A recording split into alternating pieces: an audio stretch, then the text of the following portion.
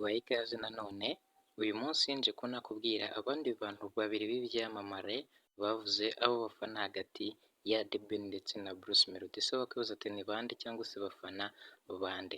Twagiye tubona nka Scovia, His Excellency Paul Kagame ndetse n'abandi benshi batandukanye harimo na Diamond Platnumz, tugenda tubona abo bafana hagati ya Bruce Melody ndetse na The Ben. Niyo mpamvu uyu munsi nkuzaniye ibindi byamamare bibiri ari byo Muyango ndetse na Tesha. Wakibaza ati bimeze bite? Nabo baje kuba batangaza cyangwa se bashyira hanze abo bafana hagati ya Bruce Melody ndetse na The Ben. Mu gihe bari bahuriye kuri live kuri TikTok niho baje kuba babitangariza. Muyango yavuze ko afana 001. 001 nta wundi ni Bruce Melody, naho Tesha we avuga yuko afana one of kind. Uwo ni The Ben. Urumva yuko ari ibindi byamamare bibiri byabaye byatangaza abo bifana hagati ya Bruce Melody ndetse na The Ben.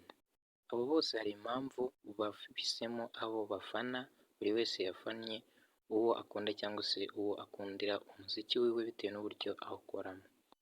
001 ndetse na one of kind ni The Ben ndetse na Bruce Melody, aho Bruce Melody yitwa 001 aho The Ben we akitwa one of kind. Abo ngabo rero ni abahanzi bakomeye cyane mu Rwanda bagiye bafite amazina cyangwa se amarogo agera kuri atatu babaziho. Twamenya nka Bruce Melody aho yitwa izina ryiwe rya nyaryo cyangwa se izina akoresha kuri social media platforms nka Bruce Melody, hakaba n'irindi tumuziho nka Munyakazi ndetse hakaza n'iryo rindi rya gatatu rishya ari ryo 001.